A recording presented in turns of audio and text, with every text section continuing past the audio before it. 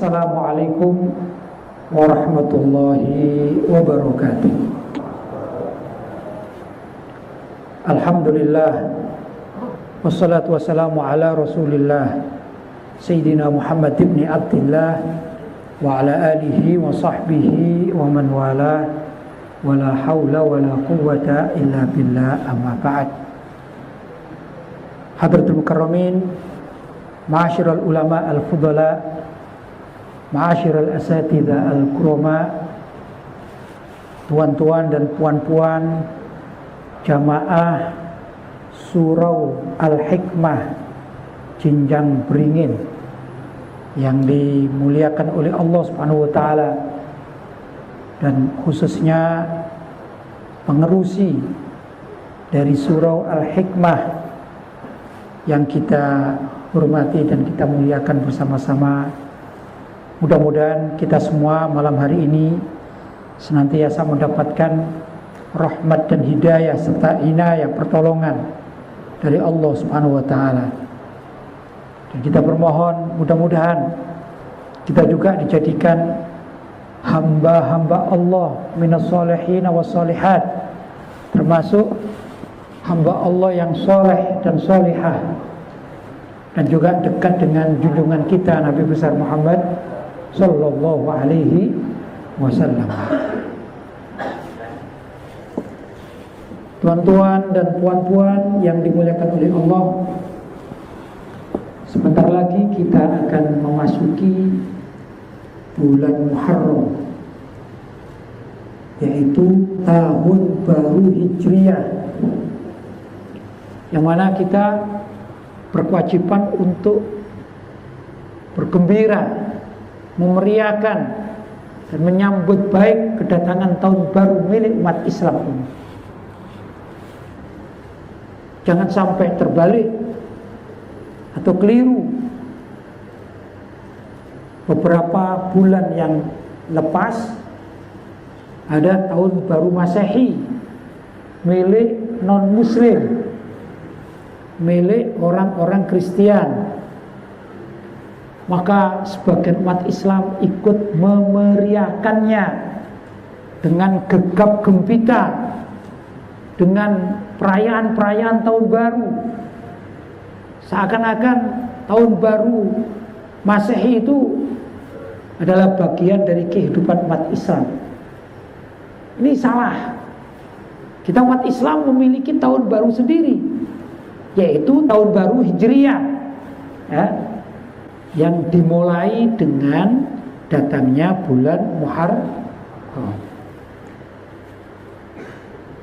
Kenapa tahun baru Islam ini diambil dalam perhitungan Hijriyah, yaitu dimulai dari hijratun Nabi Sallallahu Alaihi Wasallam, bukan wiladatun Nabi, bukan kelahiran Nabi, tapi justru hijrahnya Nabi Muhammad Sallallahu Alaihi Wasallam.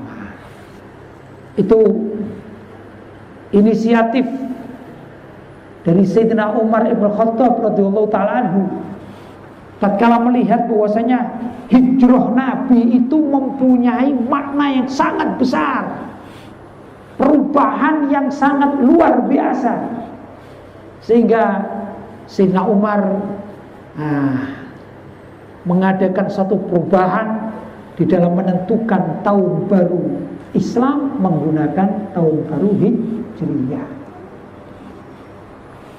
Tatkala Nabi Muhammad Shallallahu Alaihi Wasallam berdakwah 13 tahun di Makkah, ya sebagian masuk Islam, tapi mayoritasnya mereka masih memilih beragama mengikuti nenek moyangnya, kakek moyangnya. Hanya orang-orang tertentu saja yang menyambut dakwah Nabi Muhammad SAW, yang mengajak bertauhid alias mengesahkan Allah Subhanahu wa ta'ala. 13 tahun Allah SWT menurunkan ayat-ayat Al-Quran yang membantu dakwah Nabi Muhammad SAW di Makkah. Di Makkah ini selama 13 tahun itu urusannya mayoritinya adalah mengajak orang untuk bertauhid, mengajak masyarakat untuk menyembah Allah, atau mengajak masyarakat untuk mengucapkan 2 kalimat syahadat, asyhadu an la ilaha illallah wa asyhadu anna muhammadan rasulullah. Waktu di Makkah itu belum banyak Nabi Muhammad mengajarkan substansi ajaran Islam, belum banyak, atau belum banyak mengajarkan amalia-amalia apa yang harus dilakukan oleh umat Islam. Tapi masih terbatas pada mengajak orang-orang non-muslim, ya, orang-orang kafir Quraisy untuk masuk Islam. Nah, itu dakwah selama 13 tahun. Karena itu ayat-ayat yang turun ini juga ayat-ayat yang pendek-pendek, ayat-ayat yang menerangkan tentang pentingnya bertauhid, jangan menyembah selain Allah, qul huwallahu ahad, ya. Dan juga ayat-ayat yang mengenai perbedaan orang kafir dengan orang mukmin di akhirat nanti. Keyakinan-keyakinan bagaimana sengsaranya orang kalau tidak beriman kepada Allah, maka di hari kiamat akan mendapatkan siksa-siksa yang pedih. Ini disampaikan oleh Nabi di kalangan masyarakat Makkah yang semula mayoritas menyembah berhala, sehingga diharapkan mereka ini masuk Islam, yaitu bertauhid kepada Allah, tidak menyembah Tuhan-Tuhan selain Allah. Nah, suatu dakwah, suatu perjuangan ya, yang dilakukan oleh Nabi ini benar, memiliki nilai yang sangat besar, tapi belum sampai kepada batas apa itu Islam dan bagaimana mengamalkan Islam sesuai dengan syariat. Jadi saya permisalkan ya, kalau misalnya di wilayah Jinjang Beringin ini ya, misalnya belum ada masjid atau belum ada surau, belum ada masjid atau belum ada surau, padahal di sini mayoritasnya adalah umat Islam, maka kita akan mengadakan miswar, ya. Miswar untuk apa? Mengumpulkan dana, ya, bagaimana membeli tanah, betul? Bagaimana mencari semen, bagaimana mencari tukang untuk membangun, ya, mencari muhandis, ahli ahli bangunan, ya, kontraktor. Itu yang kita pikirkan. Masih menghitung bagaimana bentuknya masjid yang akan kita bangun nanti. Ini taraf pertama agar umat Islam di wilayah Jinjang Beringin ini mempunyai masjid. Kalaupun misalnya ini di sekeliling tempat ini ternyata banyak orang-orang non-muslim yang anti terhadap pembangunan masjid atau surau, maka kita harus melalui perdebatan, diskusi-diskusi, ya. Begitulah. Belum sampai kita mengamalkan sholat itu bagaimana, berjamaah bagaimana, mengadakan kajian-kajian bagaimana, belum. Baru kita memikirkan bagaimana mendirikan masjid. Betul? Karena memang belum ada masjid. Wah, ini untuk membuat sebuah masjid semacam surau Al-Hikmah ini membutuhkan atau memerlukan pemikiran-pemikiran yang besar, dana yang besar, pengorbanan yang besar. Tidak sebarang orang bisa. Bahkan kalau dibentuk satu pengurusi, ini juga masih terjadi perdebatan-perdebatan. Ada cocok tak cocok. Ini mengatakan harus warnanya hijau, yang ini mengatakan warnanya kuning, yang ini mengatakan warnanya putih. Ya dah, masih dalam proses. Demikianlah kurang lebih Nabi Muhammad SAW tatkala berdakwah di mana? Di Makkah. Kalau kita bertanya, untuk apa tujuan kalian mendirikan masjid? Maka kita jawab, kita ingin beribadah dengan tenang, melaksanakan sholat berjamaah dengan tenang, ya, mengadakan penerangan-penerangan agama, pengajian-pengajian dengan baik, betul? Kemudian kita bisa iktikaf, ibadah di masjid, kita bisa membaca Al-Quran dan lain sebagainya. Kalaupun kemudian kita mendapatkan sumbangan dana yang besar, kita akan bikin tempat-tempat pengajian, madrasah dan lain sebagainya. Itu tujuan utama. Tapi pertamanya harus dilalui dengan mendirikan masjid yang penuh dengan pengorbanan. Betul? Nah, wilayah yang Nabi Muhammad SAW saat itu beliau berdakwah, mengajak orang-orang bertauhid, mengesahkan Allah. Ini belum ada umat Islam, beliau sendirian. Karena itu berat sekali perjuangan Nabi Muhammad Sallallahu Alaihi Wasallam tatkala berada di kota Makkah. Sudah berat, waktunya lama, tidak banyak mendapat yang signifikan, yang besar hasilnya. Kenapa? Karena lingkungannya mayoritinya adalah orang-orang kafir Quraisy, tidak banyak mendukung perjuangan Rasulullah Sallallahu Alaihi Wasallam. Sampailah pada batas tatkala umat Islam yang berada di kota Makkah yang jumlahnya minoritas itu sering disiksa, sering dibantai, ya, mendapatkan tekanan dan tindasan-tindasan. Ya mungkin seperti saudara-saudara kita sekarang yang di Rohingya, ya, mendapatkan tekanan-tekanan, tindasan-tindasan, kekejaman-kejaman dari orang-orang kafir Buddha Myanmar. Zaman itu juga demikian, umat Islam di zaman Nabi yang sedikit jumlahnya itu ternyata mendapatkan penindasan dan kekejaman dari orang-orang kafir Quraisy. Salah satu contoh misalnya, kita mendengar salah seorang sahabat bernama Sayyidina Bilal bin Rabah.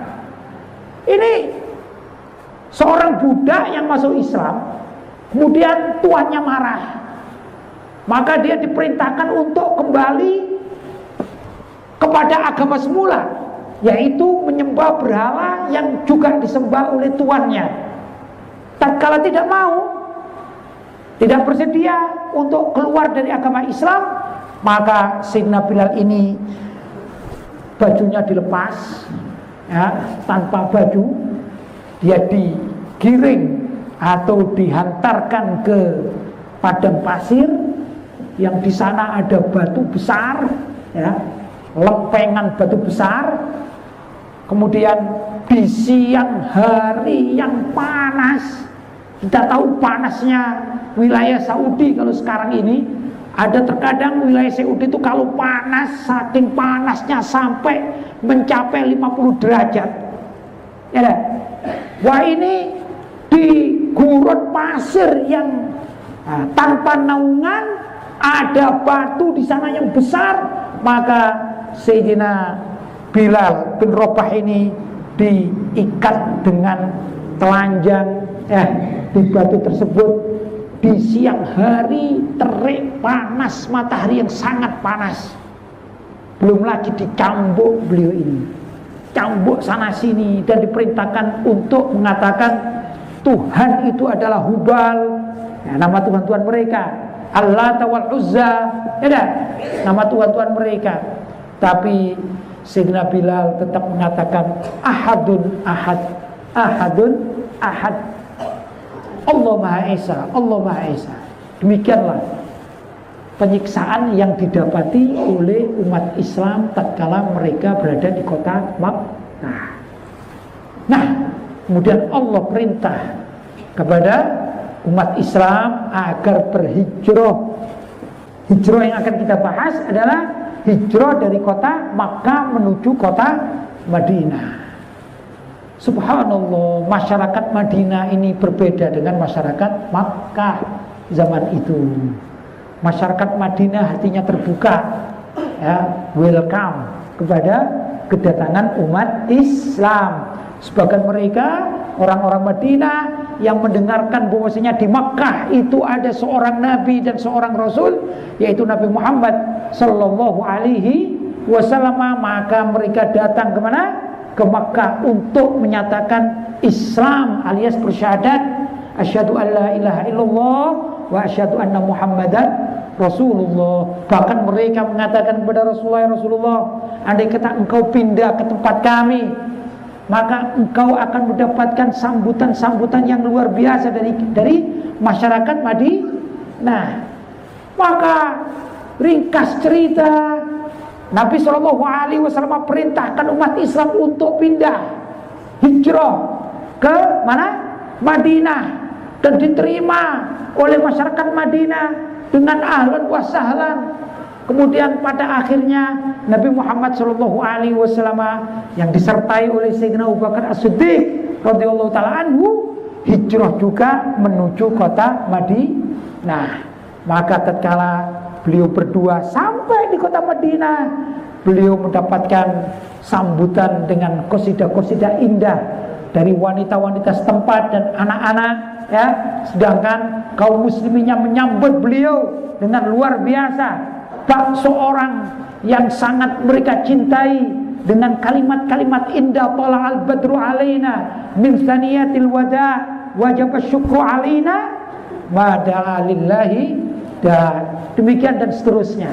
Nah, tatkala umat Islam dan Rasulullah SAW pindah ke kota Madinah, maka di sana mendapatkan penerimaan yang sangat luar biasa.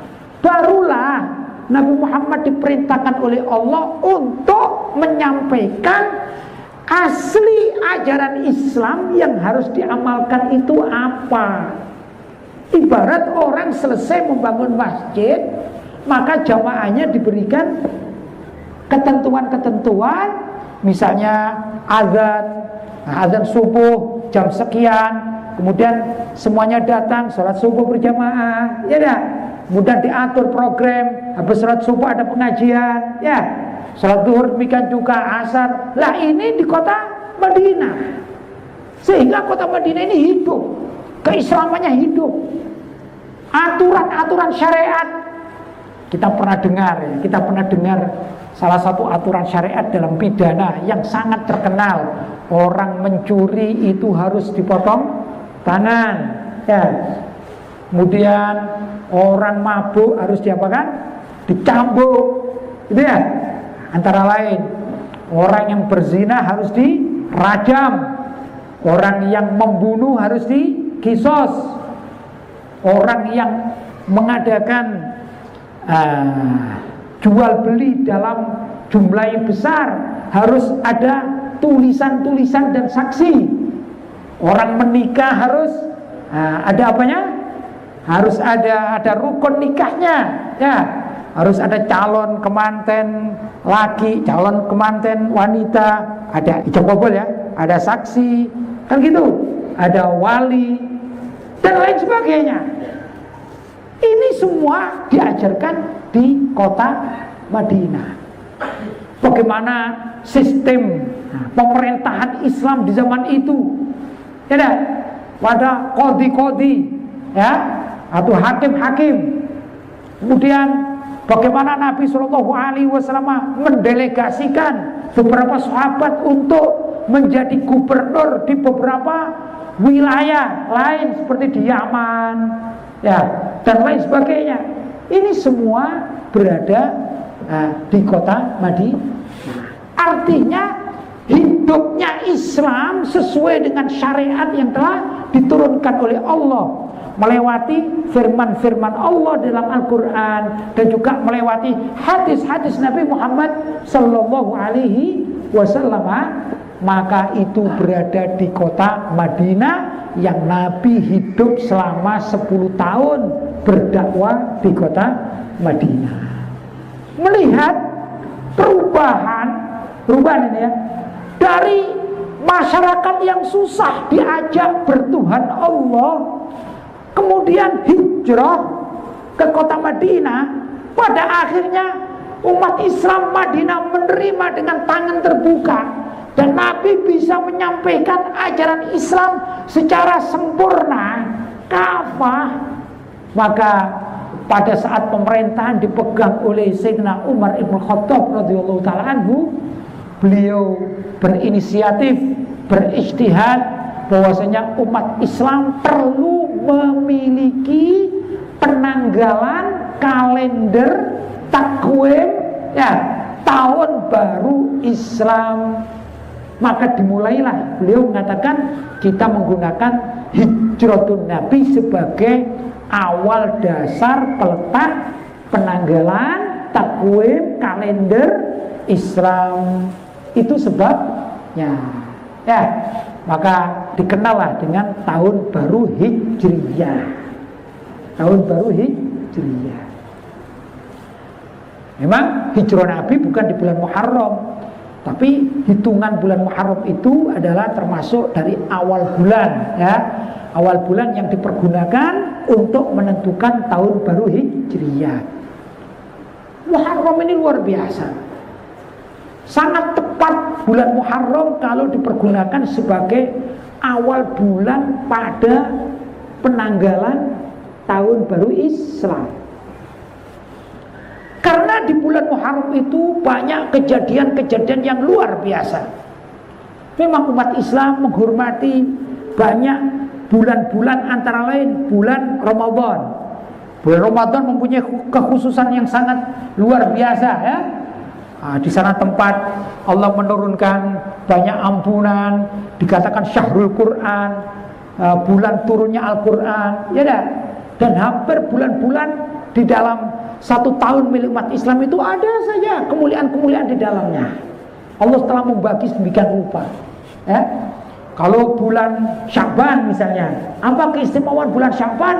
Bahwa Allah SWT menurunkan ayat perintah sholawat, innallaha wa malaikatahu yusalluna 'alan nabi ya ayyuhalladzina amanu sallu 'alaihi wa sallimu taslima. Itu pada bulan Sya'ban. Karena itu menurut para ulama sebaiknya kalau datang bulan Sya'ban perbanyaklah bersolawat kepada Nabi Muhammad Sallallahu Alaihi Wasallam. Kalau sudah datang bulan Ramadan, karena dikatakan syahrul Ramadan syahrul Quran ya, unzila fihil Quran, diturunkan Al-Quran pada bulan Ramadan, maka adalah kalau bulan suci Ramadan itu umat Islam banyak membaca Al-Quran, demikian dan seterusnya ya. Nah, kita tidak membahas bulan-bulan yang lain karena kita fokus, kita akan menyambut datangnya bulan Muharram. Bapak-bapak dan ibu-ibu, tuan-tuan dan puan-puan yang dimuliakan oleh Allah SWT, pada bulan Muharram itu banyak kejadian-kejadian ya yang perlu kita cermati, sehingga tidak salah kalau umat Islam memilih bulan Muharram ini sebagai bulan pertama pada tahun Hijriyah atau kalender Islam, tahun baru Islam. Antara lain bahwa Allah SWT menciptakan bumi dan langit itu pada bulan Muharram, tepatnya pada tanggal 10 Muharram menurut beberapa riwayat hadis ya. Jadi Allah SWT itu menciptakan bumi, menciptakan langit itu pada bulan Muharram. Allah juga, kita masih ingat peristiwa Nabi Adam alaihissalam, yang mana beliau berada atau diciptakan di surga, kemudian beliau dilarang oleh Allah SWT mendekat kepada satu pohon ya, satu pohon. Kalau menurut sebagian ulama mengatakan pohon itu bentuknya semacam, saya katakan semacam dalam satu riwayat, semacam pohon pisang. Tapi bukan pohon pisang tentunya, semacam pohon pisang. Allah perintah kepada beliau dengan istrinya yaitu Siti Hawa. Ya, saya tidak menceritakan tentang penciptaannya Nabi Adam dan Bu Hawa, tapi langsung pada pokok pembahasan. Allah berfirman, fala taqraba hadhihi syajarata fatakuna minadh dhalimin. Hai Adam dan Hawa, janganlah engkau mendekat pohon ini, fatakuna minadh dhalimin. Kalau engkau tetap mendekat alias memakannya pohon ini, ya, maka engkau termasuk orang-orang yang zalim. Ingat kita mengenal ayat itu ya. Fala taqraba hadhihi syajarata fatakuna minadh dhalimin dalam surat Al-Baqarah. Ya. Bapak-bapak dan ibu-ibu, di surga itu ada satu makhluk yang namanya iblis. Nah, iblis ini dulunya penduduk bumi. Sedangkan di surga itu adalah makhluk-makhluk Allah, yaitu para malaikat yang menghuni surga. Adapun di mana? Di bumi atau di dunia atau di bumi ini tidak diciptakan malaikat yang menjaga saat itu. Malaikat semuanya ada di mana? Di langit. Di bumi adalah bangsa jin. Bangsa jin. Salah satu dari bangsa jin itu ada yang namanya iblis. Dikatakan kana minal jinni fa fasaqa an amri rabbi. Kana minal jinni, iblis itu kana minal jinni, dia dulunya termasuk bangsa jin, fa fasaqa an amri rabbi, kemudian dia menolak perintah Tuhannya yaitu Allah Subhanahu wa taala. Ya, itu ayatnya. Nah, iblis ini mempunyai kebiasaan tatkala sebelum di surga, tatkala di dunia ini luar biasa. Dia ini ahli ibadah, taat kepada Allah, dan luar biasa ibadahnya, luar biasa. Mungkin orang mengatakan ini iblis ini dulunya termasuk hamba yang soleh. Kemudian tatkala sebagian para malaikat diutus oleh Allah SWT turun ke bumi untuk menurunkan hujan, menurunkan rezeki, tanaman-tanaman. Itu kan ada sebelum manusia diciptakan, ya dah. Hewan-hewan perlu air, maka diturunkan hujan, ya dah. Tumbuh-tumbuhan demikian juga dan lain sebagainya. Sebagian para malaikat itu melihat ada seorang jin, gitu ya, seorang jin bernama iblis yang ibadahnya luar biasa. Ringkas cerita, sebagian para malaikat itu memohon izin kepada Allah agar iblis ini bisa dibawa ke mana? Ke surga menurut sebagian riwayat, ya, menurut sebagian riwayat. Kemudian iblis ini diperkenankan masuk surga, maka dia hidup bersama malaikat di mana? Di surga, beribadah kepada Allah di surga. Masya Allah, dia juga taat kepada Allah, ya.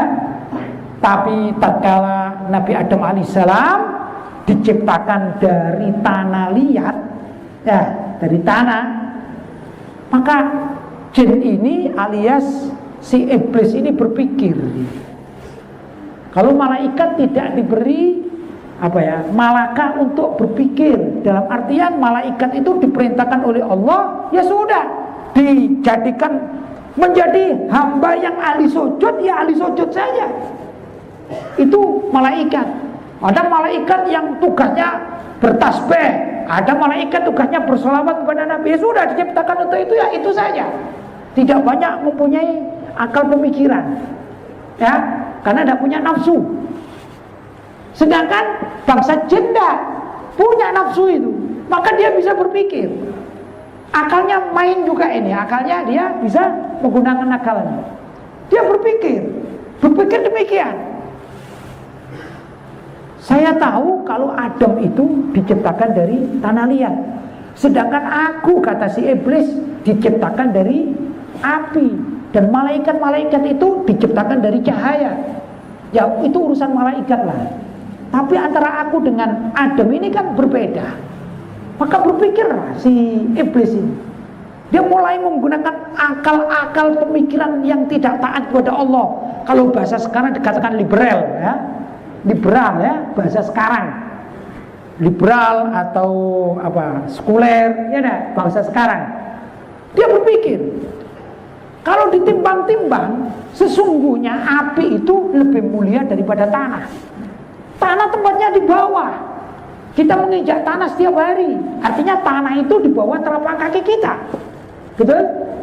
Tapi kalau api sifatnya menjulang tinggi dan tidak mungkin diinjak oleh kaki. Ya dah. Maka dia berpikir berarti api itu lebih afdal, lebih mulia daripada tanah. Disinilah dia berpikir tatkala Allah perintah kepada para malaikat penghuni surga. Wa in qulna lil malaikati isjudu li adama fasajadu. Tatkala kami perintah para malaikat itu untuk sujud menghormat kepada Adam alaihissalam, maka para malaikat yang memang diciptakan untuk taat itu fasajadu, mereka bersujud semuanya, illa iblis, kecuali ini seorang iblis ini. Dia ini sudah ikut di surga tak taat. Ya, dia ikut, dia penduduk bumi, kemudian diangkat ke surga. Ternyata dari sekian banyak, dia tatkala belum ada pesaingnya, belum ada persaingan, ya, dia masih menikmati nikmatnya hidup dengan para malaikat. Maka dia berpikir, wah ini Adam ini bahaya ini, bersaing nanti. Kalau dia dicintai apalagi, Adam ini dihormati oleh para malaikat. Maka dia merasa cemburu, ya, merasa marah, merasa dengki, merasa iri dan takabur, sombong. Khalaqtani min nar, ya, aku diciptakan dari api, wa khalaqtahu min tin, sedangkan dia diciptakan dari tanah. Ada apa? Aku harus menghormat kepada makhluk yang diciptakan dari tanah.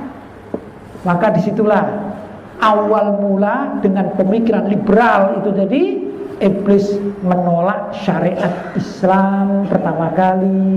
Ya, jelas ya? Ya, baik, saya lanjutkan. Kemudian Nabi Adam dirayu sama iblis. Pada akhirnya Nabi Adam terperosok alias jatuh pada rayuan iblis. Maka Nabi Adam dengan Ibu Hawa melanggar perintah atau larangan Allah SWT. Beliau memakan, ya, buah yang sudah dilarang tadi itu. Kata si iblis, dia merayu kepada Nabi Adam dan Ibu Hawa. Dia mengatakan, hadhihi syajaratul khuld. Hai Adam, ini adalah syajaratul khuld. Syajarah artinya apa? Pohon, al-khuld, kekekalan. Maka kita kadang-kadang mengatakan di surga itu Nabi Adam makan buah khuldi, ya. Sebenarnya bukan buah khuldi namanya, khuldi, syajaratul khuldi. Dan itu yang memberi nama pertama adalah iblis. Ini buah kekekalan karena tipu daya iblis. Kata iblis, hai Adam dan Hawa, kalau kamu makan buah khuldi ini, engkau akan kekal selama-lamanya di surga. Jelas? Nah, tapi Nabi Adam dan Hawa tertipu rayuan setan, rayuan iblis. Maka beliau terpaksa makan buah yang dilarang oleh Allah itu. Nah, kemudian Allah murka. Maka pada saat tertentu Nabi Adam alaihissalam menyesal atas apa yang dilakukan, pelanggaran itu, menyesal dan mohon ampun kepada Allah Subhanahu wa taala. Nah, ma'asyiral muslimin yang dirahmati oleh Allah, disinilah yang akan saya ceritakan. Tanggal 10 Muharram saat itu, ya, maka Allah menerima permohonan ampun, permohonan maaf dari Nabi Adam alaihissalam. Setelah diampuni, setelah diampuni, ya orang bersalah minta ampun, ya. Maka Nabi Adam ditugaskan untuk turun ke bumi menjadi khalifatun fil ardh, penguasa bumi. Maka anak cucunya tidak lagi menepat di surga, tapi menepat di bumi. Ya, tapi perlu diingat, dicatat, hari di mana Nabi Adam alaihissalam memohon ampun kepada Allah dan diterima permohonan ampunan itu pada bulan Muharram, tepatnya pada tanggal 10 Muharram atau hari Asyura. Ya, ini antara lain rahasia-rahasianya. Rahasia-rahasianya. Kau juga pernah ingat Nabi Nuh alaihissalam. Nabi Nuh itu diperintahkan oleh Allah SWT untuk membuat safinah atau perahu bahtera. Sini orang Malaysia bilang apa ini? Perahu, kapal, ya, kapal, perahu, bahtera. Banyak riwayat, antara lain mengatakan tatkala banjir bah telah datang karena Allah murka kepada orang-orang kafir di zaman Nabi Nuh alaihissalam, terjadilah banjir seluruh negeri yang di situ Nabi Nuh hidup bersama dengan kaumnya. Hanya beberapa saja yang iman, ada beberapa keluarganya yang iman, ada beberapa orang yang soleh iman. Kemudian Nabi Nuh mengambil berpasang-pasang dari hewan-hewan yang ada. Ya misalnya kucing 2 ekor pasang, jantan dan betina. Demikian juga ayam, demikian juga kambing, demikian juga gajah dan lain sebagainya. Semuanya dimasukkan kemana? Ke bahtera alias kapalnya Nabi Nuh alaihissalam. Sedangkan anaknya Nabi Nuh bernama Kan'an mengikuti orang yang kafir. Maka Allah mengirimkan banjir bah, seluruh negeri itu tenggelam kecuali kapalnya Nabi Nuh dan orang-orang yang ikut di dalamnya, yaitu orang-orang yang beriman. Kemudian berjalanlah setelah mereka sudah hancur semua ya, alias sudah tidak ada lagi orang-orang kafir, maka Allah SWT mengurangi, mentakdirkan dikurangilah itu air sedikit demi sedikit sampai habis. Dan kapalnya Nabi Nuh menurut sebagian riwayat ini begitu bersandar Nabi Nuh selamat. Betul? Ini juga terjadi pada bulan Muharram, tepatnya hari Asyura. Jadi macam-macam ini Asyura ini ya.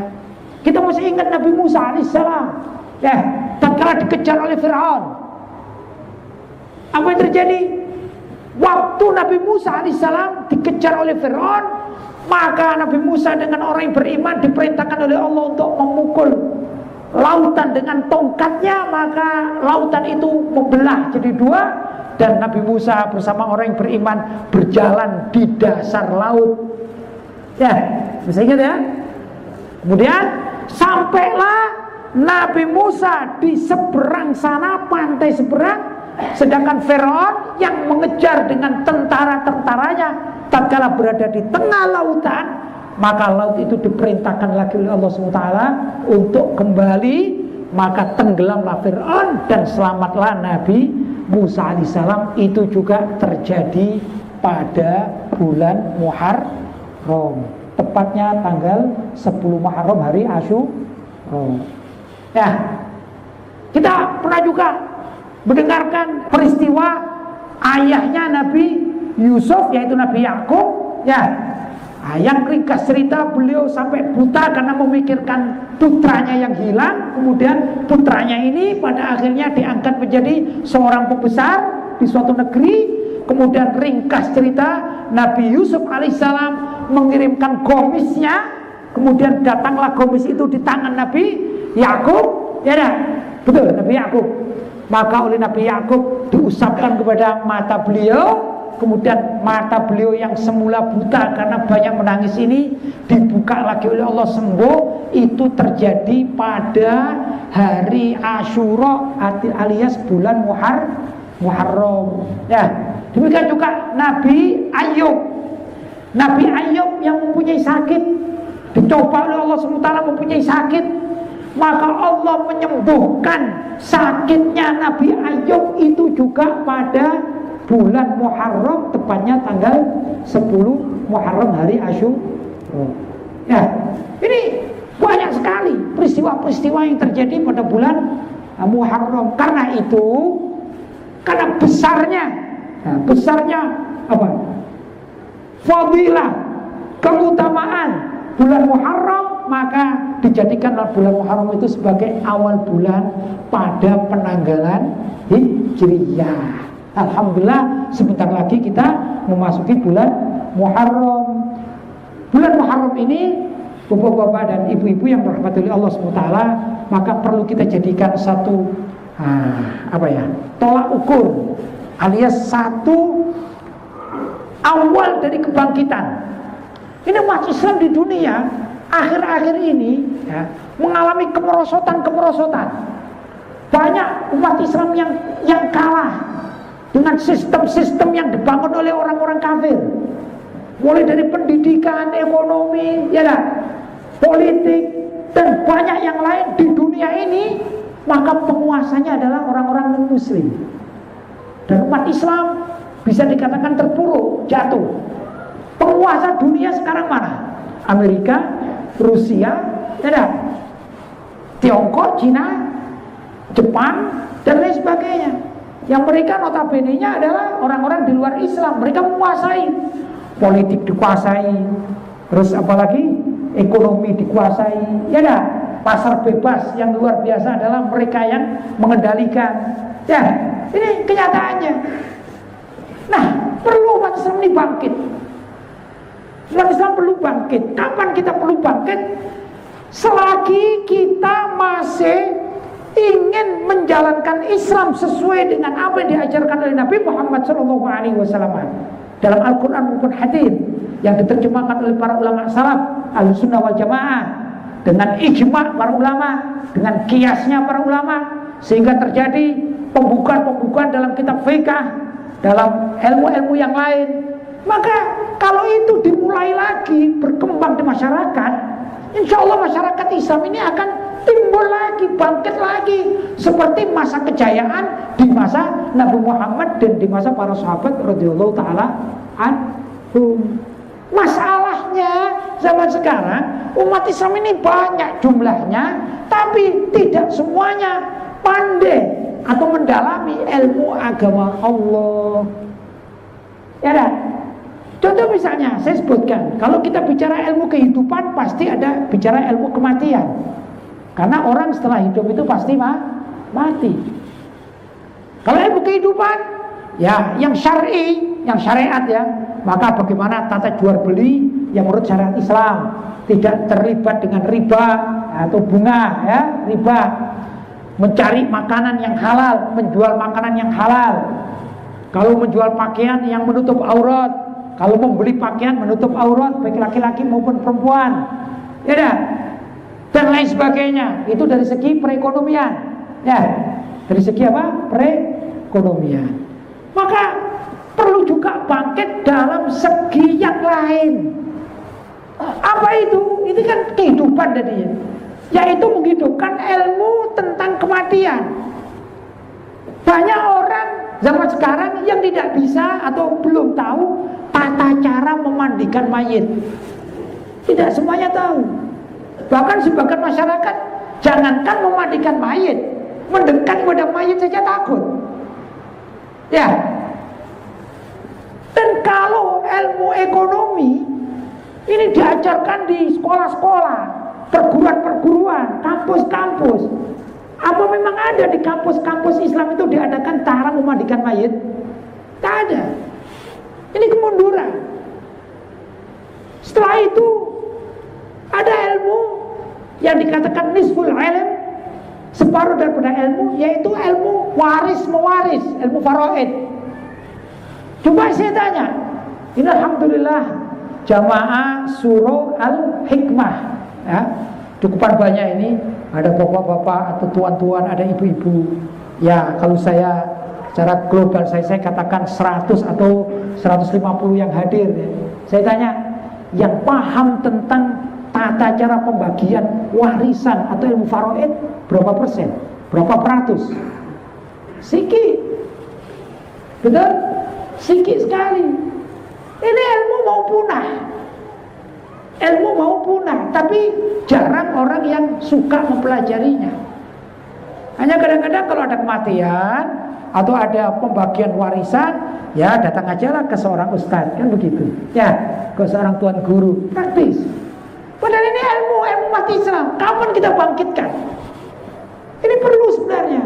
Loh, kalau kita umat Islam berpikir semacam demikian, insya Allah Islam akan bangkit di dunia ini. Maka pada tahun Hijriah atau tahun baru Islam, yang penting untuk dilakukan oleh setiap kita umat Islam adalah apa? Menumbuhkan yang kita katakan dimensi personalia, ya, atau dimensi personal. Apa itu dimensi personal? Dimensi personal adalah kemampuan lebih bagi tiap-tiap jiwa muslim, mulai dari ilmunya lebih, ya, mendalam lagi terhadap keislaman dan syariat. Ini perlu dengan cara mengaji, dengan cara mempelajari, diskusi dan lain sebagainya, ya, perlu meningkatkan dimensi personal atau personalia. Ini perlu, ya. Itu dikatakan hablum minallah. Di antaranya adalah iman dan takwa perlu ditingkatkan. Jangan kita terbawa arus globalisasi sehingga pemikiran kita tidak lagi islami, tapi pemikiran-pemikiran kita justru hanyut kepada pemikiran-pemikiran di luar Islam. Ini banyak. Bagaimana tata cara kita meniru tata cara hidup Nabi dalam berumah tangga. Semestinya orang melaksanakan pernikahan jangan melihat bagaimana bintang film di luar sana atau di Amerika melaksanakannya itu kemudian kita ikut. Jangan. Kita mempelajari bagaimana Nabi Muhammad tatkala menikah dengan Siti Khadijah, tatkala beliau menikah dengan Siti Aisyah, bagaimana beliau menikah dengan Siti Hafsah, atau melihat bagaimana para sahabat menikah dengan istri masing-masing, bagaimana kehidupan mereka. Ini mestinya yang dipelajari, bukan melihat bagaimana dulu parengan Charles menikah dengan Lady Di, kemudian heboh seluruh dunia, bahkan disorot oleh media, jutaan bahkan miliaran mata memandang, kemudian diikuti pakaian, bahkan kadang-kadang ada ini ya, film-film yang diikuti sampai muslimah kita membeli pakaian dengan nama-nama pemain-pemain film di luar Islam. Betul? Ya. Ya, kalau sekarang sudah tidak ada, mungkin zaman itu ada namanya jilbab Lady Di. La haula wala quwata illa billah. Demikian yang sering terjadi, betul? Sering terjadi di masyarakat umat Islam. Gimana orang laki-laki kita, termasuk generasi mudanya, tatkala ada seorang pemain bola yang ternyata dikatakan oleh media ini pemain bola yang top sekali, ada Messi misalnya, ada Ronaldo misalnya, ada Maradona misalnya, dan lain sebagainya, tiba-tiba menjadi kiblat bagi generasi-generasi muda Islam. Ke masjid, sholat menghadap Allah, tidak menggunakan gamis yang menjadi sunnah Nabi, tapi menggunakan kaos dengan tulisnya Messi.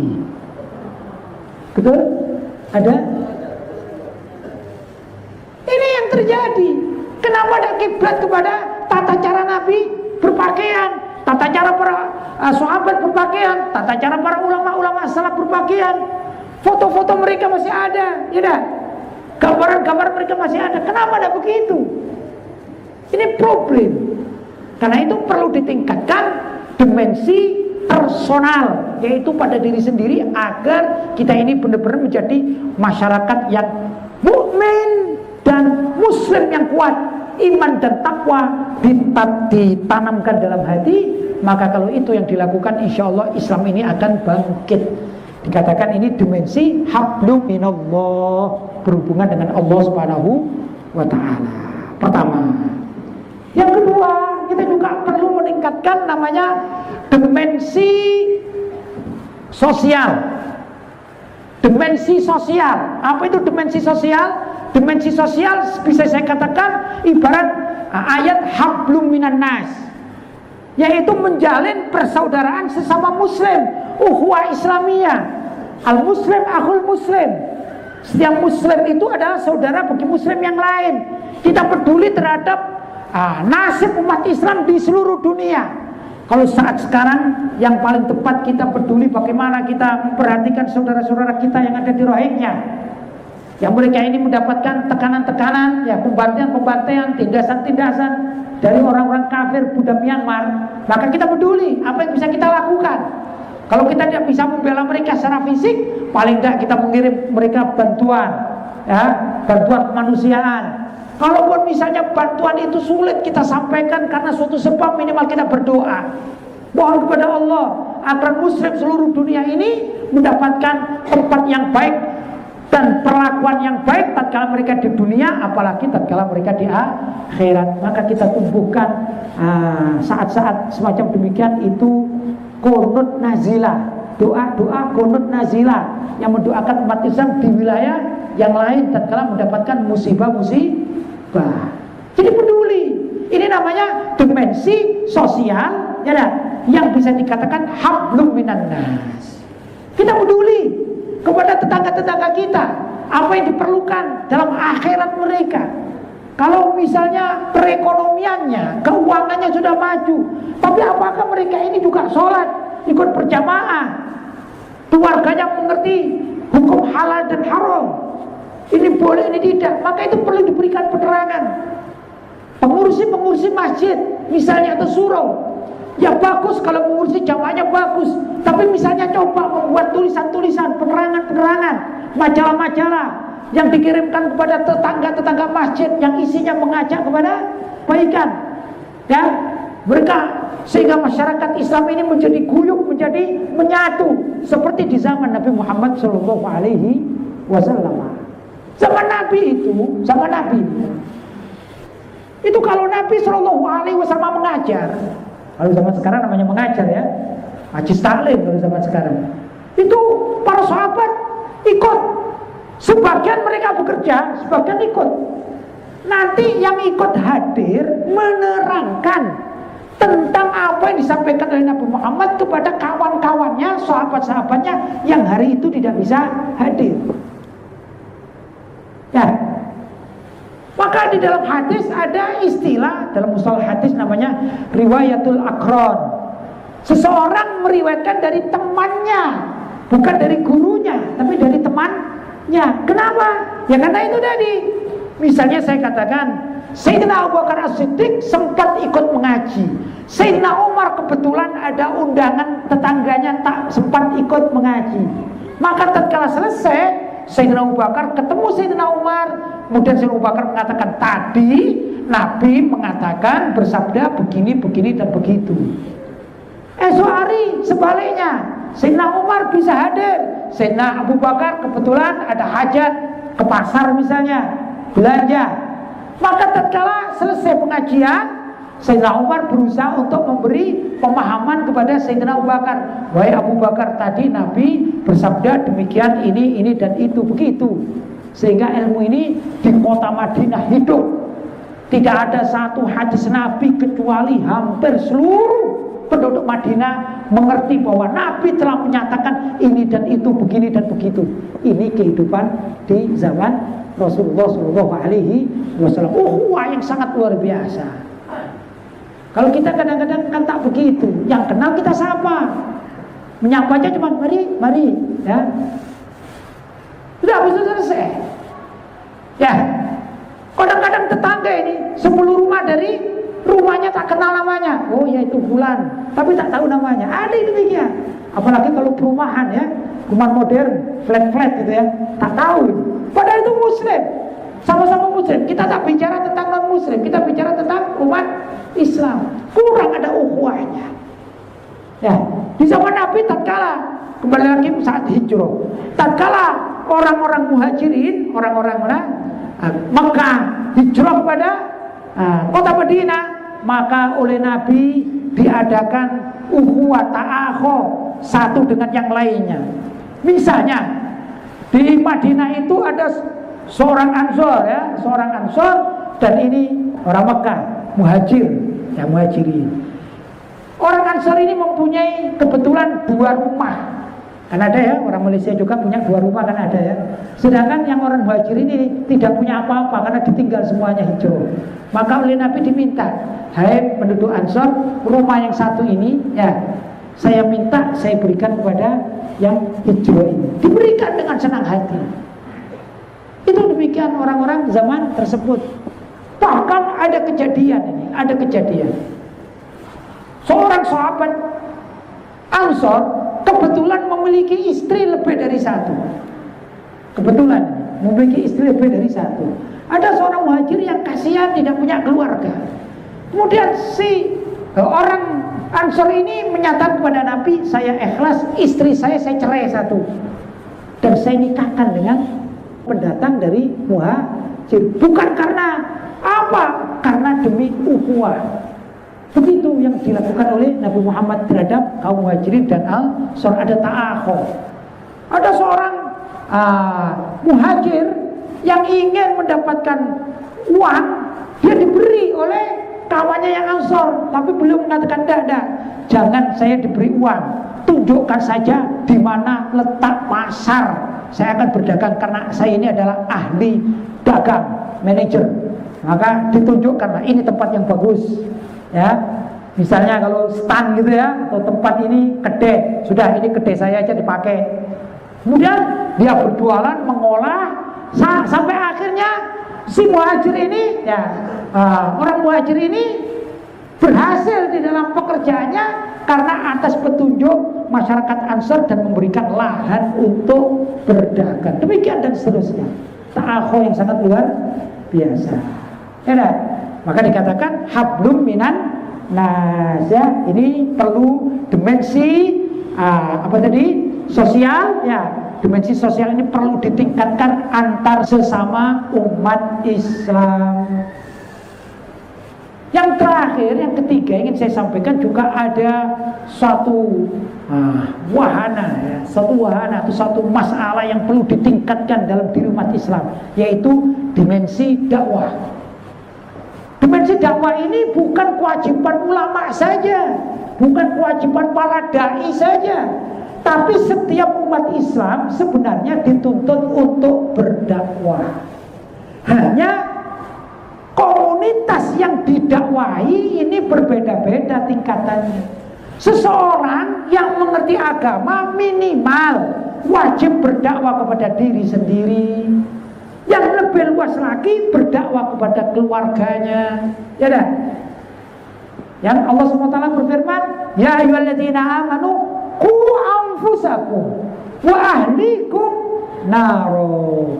Wahai orang-orang yang beriman, selamatkanlah dirimu. Nah, ini dimensi untuk diri sendiri, dakwah untuk diri sendiri. Misalnya hari ini saya akan menghitung, ya, yang dikatakan oleh sebagian para ulama, dikatakan hasibu anfusakum qabla an tuhasabu. Hitunglah apa yang kalian lakukan sebelum kau dihitung oleh malaikat. Maka saya ini mulai tadi subuh, apa yang saya lakukan? Oh, tadi subuh saya bangun subuh, kemudian saya sholat berjamaah misalnya, ya. Kemudian ada kajian, ya, kajian di pesantren, di pesantren Sufi Ar-Rumi punya Ustadz Faiz, ya.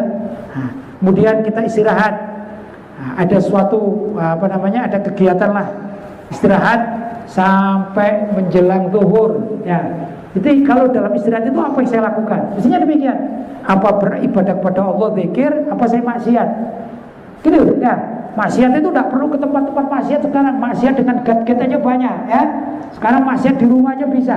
Melihat gambar-gambar pornografi kan bisa, ya. Bisa sekarang. Nah, itu dihitung.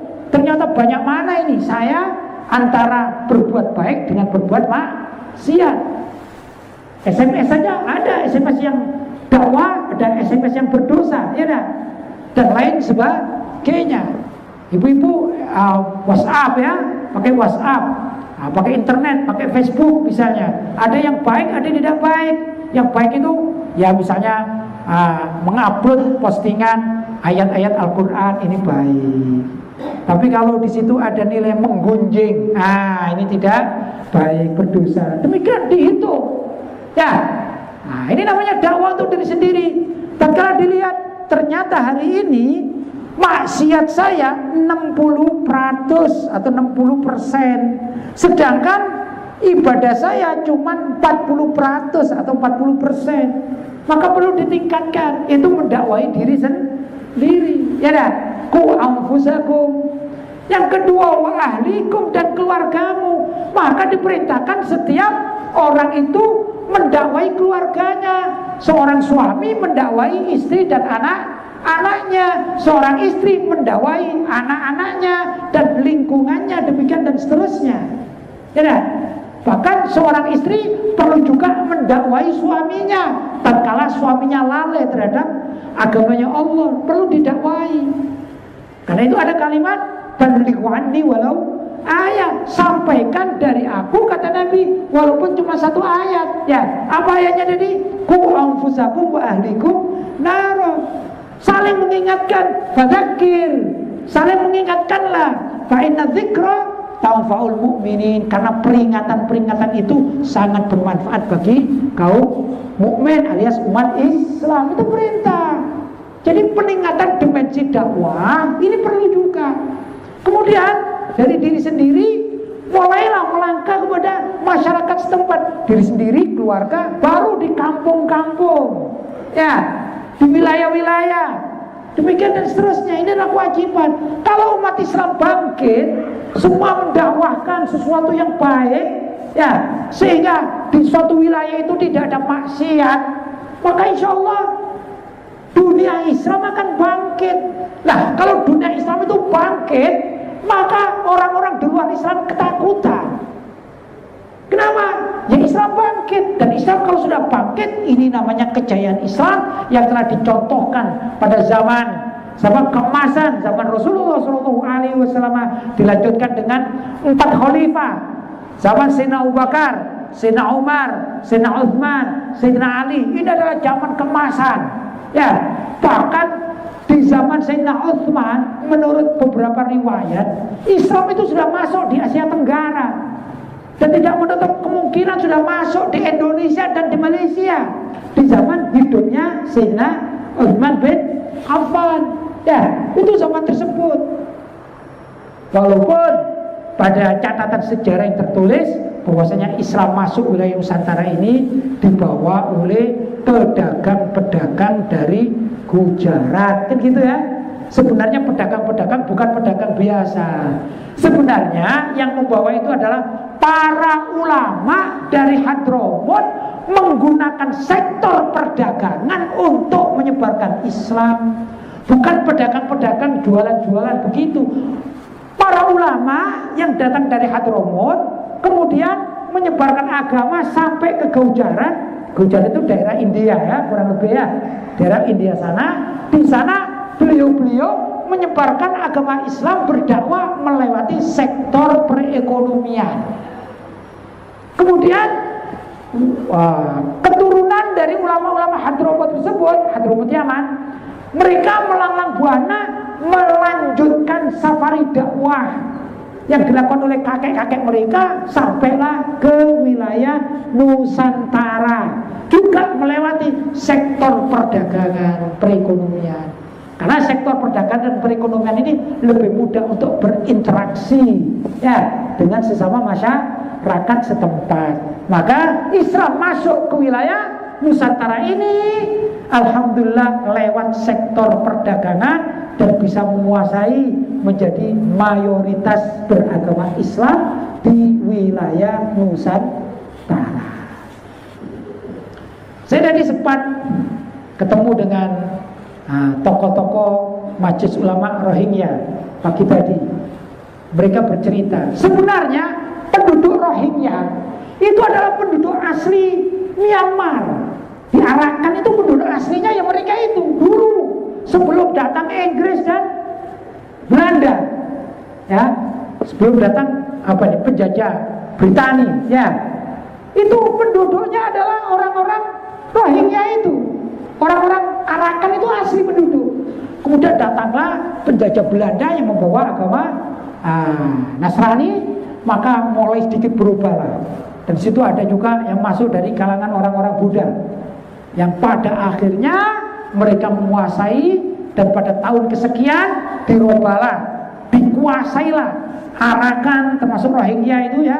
Arakan itu kemudian ingin dijadikan negara Buddha atau negeri Buddha mengikuti Myanmar, dan etnis Rohingya Muslim yang penduduk asli ini mau diusir. Tidak boleh seorang Muslim pun hidup di negara Myanmar itu keinginan milisi-milisi atau militer di sana ya, pemerintahan di Myanmar, dan juga Buddha-Buddha, termasuk juga biksu-biksu atau sami-sami Buddha.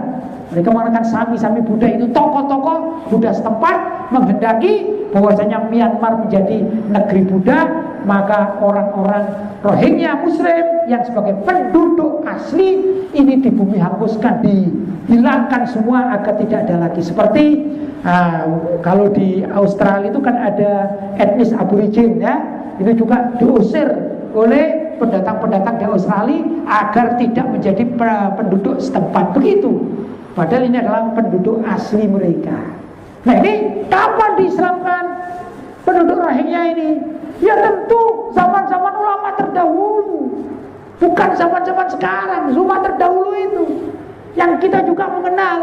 Mohon maaf kalau di Malaysia ini saya pernah sempat ziarah ke satu guru namanya Tuan Tulis ya, yang ini di Pahang insya Allah. Tuan Tulis itu di Pahang, wilayah Pahang, saya pernah ke sana. Ini juga sudah ratusan tahun ya, hidup ratusan tahun. Nah kalau di Indonesia ada yang kita kenal juga insya Allah, masyarakat Kuala Lumpur ini mengenalnya, ada namanya Wali Sembilan, Wali Songo ya. Ini juga adalah orang-orang zaman dahulu kala ya. Nah, ini itu belum ada belum ada orang-orang semacam kita ini. Mereka sudah melalang buana dan sudah mengislamkan penduduk Nusantara. Nah, tadi ada riwayat mengatakan terjadi juga pada zaman Sayyidina Utsman bin Affan masih hidup. Beliau mengirimkan delegasi-delegasi dai-dai atau ahli pendakwah, sampailah Islam ini didengar oleh seluruh dunia. Lah kita yang hidup di zaman sekarang semestinya melestarikan, menjaga apa yang telah dilakukan oleh para ulama terdahulu, oleh Rasulullah, oleh para sahabat, oleh para tabi'in, ulama-ulama salaf yang menyebarkan agama Islam ke sampai seluruh dunia. Ini perlu juga kita lakukan, kita jaga. Maka itu perlu zaman sekarang dikuatkan lagi dimensi dakwah. Dimensi dakwah.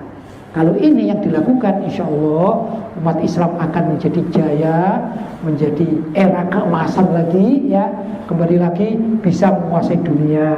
Mudah-mudahan bapak-bapak, ibu-ibu, tuan-tuan dan puan-puan pada tahun depan, kurang beberapa hari lagi ya, kurang beberapa hari lagi ini kita masuk tahun berikutnya, tahun Hijriah, tahun baru Islam. Mudah-mudahan Islam bangkit di tangan kita ya. Kita semua menyatu, baik yang hidup di daerah, hidup di kota, hidup di negara mana saja, mudah-mudahan bisa bangkit. Mau etnis mana saja, etnis Arab, etnis Rohingya, etnis Pakistan ya, etnis Jawa, etnis apa saja. Bahkan di Cina juga ada orang-orang Islam, di Eropa ada orang Islam, di Britania ada orang Islam, ya ada, di Belanda ada orang Islam. Semua umat Islam kalau bisa bangkit benar-benar bersama-sama, insya Allah dunia ini bisa dikuasai lagi oleh umat Islam. Kalau umat Islam bisa menguasai dunia, maka dunia itu akan adil, dunia itu akan makmur, dan Allah menurunkan rahmat dan hidayat. Tapi kalau dunia ini masih dikuasai oleh kekafiran, maka Allah akan murka, dan bencana-bencana alam masih tetap akan ada, akan berlaku terus, karena Allah akan murka terhadap penguasa-penguasa yang kafir kepada Allah Subhanahu wa ta'ala. Bapak-bapak, saudara-saudara, tuan-tuan dan puan-puan, kaum muslimin dan muslimat, barangkali itu dapat saya sampaikan. Mudah-mudahan ada manfaatnya, ada hal-hal yang kita petik dari situ dan kita terapkan dalam kehidupan sehari-hari. Karena itu kalau apa yang saya sampaikan ada hal-hal yang kurang dimengerti, saya menggunakan bahasa Indonesia ya, tuan-tuan mendengarkan dengan telinga Malaysia, jadi kadang-kadang juga tak sinkron ya, tak cocok kadang-kadang, saya mohon maaf yang sebesar-besarnya. Tapi saya berharap secara global, secara mayoriti, apa yang saya sampaikan bisa difahami. Itu saja. Hadza ma aqulu lakum wal afu minkum. Wassalamualaikum warahmatullahi wabarakatuh.